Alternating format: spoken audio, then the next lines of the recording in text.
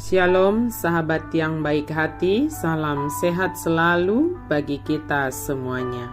Marilah kita bersatu di dalam doa. Kasih karunia dan damai sejahtera dari Allah Bapa dan dari anaknya Tuhan Yesus Kristus kiranya menyertai kamu sekalian. Amin. Firman Tuhan bagi kita pada hari ini tertulis di dalam kitab Injil Matius pasal 24 ayat 9 sampai ayatnya yang ke-14. Saya baca ayat 12 dan 13.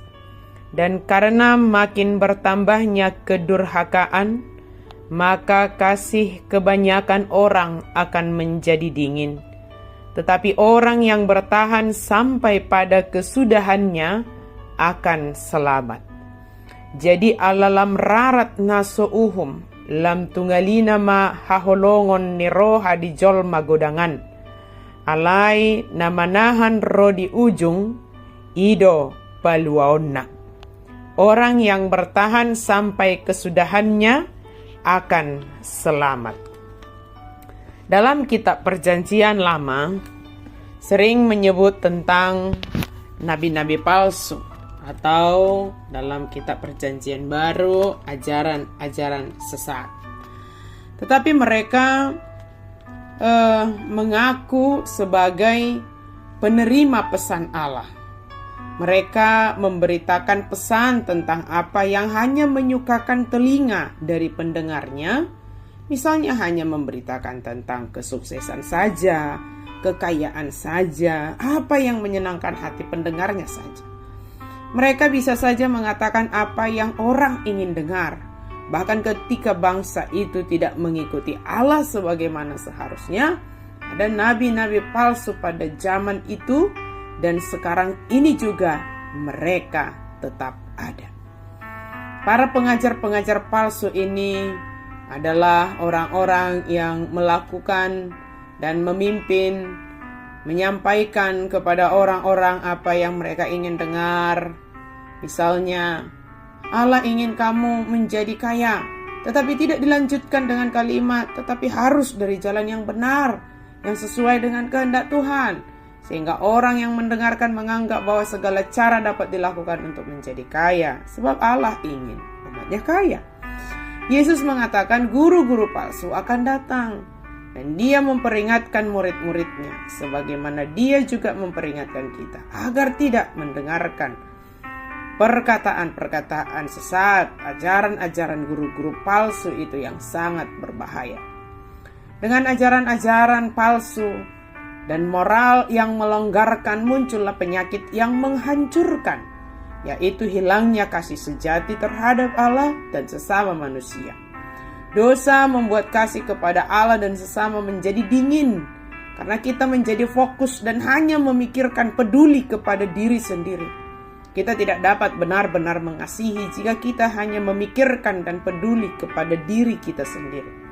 Ketidakpedulian kepada sesama dan apa yang diajarkan oleh kebenaran firman Tuhan mengakibatkan kita menjadi dingin, dan bahkan tidak merasakan apapun ketika melihat orang lain sedang mengalami pergumulan dan kesulitan.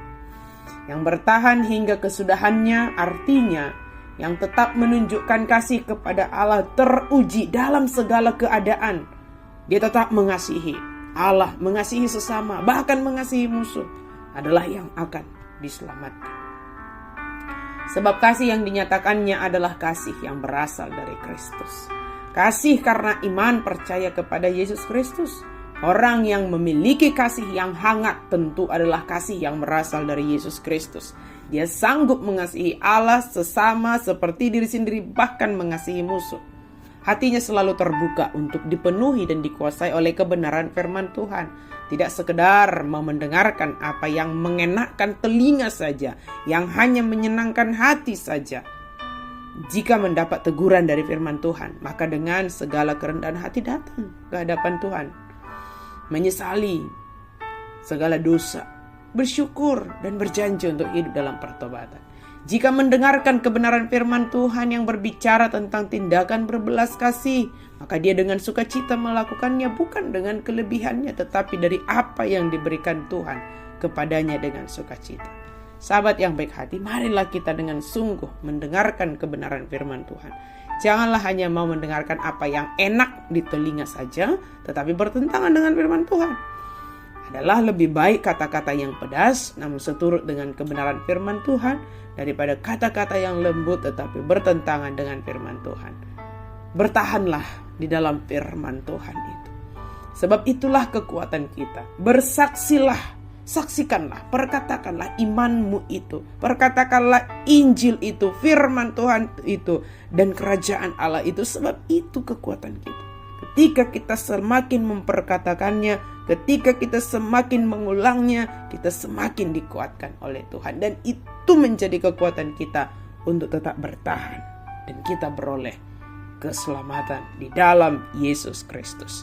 Amin. Kita berdoa. Terima kasih Tuhan untuk firman-Mu. Engkau mengajarkan kami Tuhan, supaya kami boleh bertahan dalam perjalanan hidup kami. Banyak godaan yang kami hadapi Tuhan. Bantu kami, tolong kami Tuhan, supaya kami boleh bertahan melakukan kasih dalam kehidupan kami. Kasih yang hangat, yang berasal dari-Mu.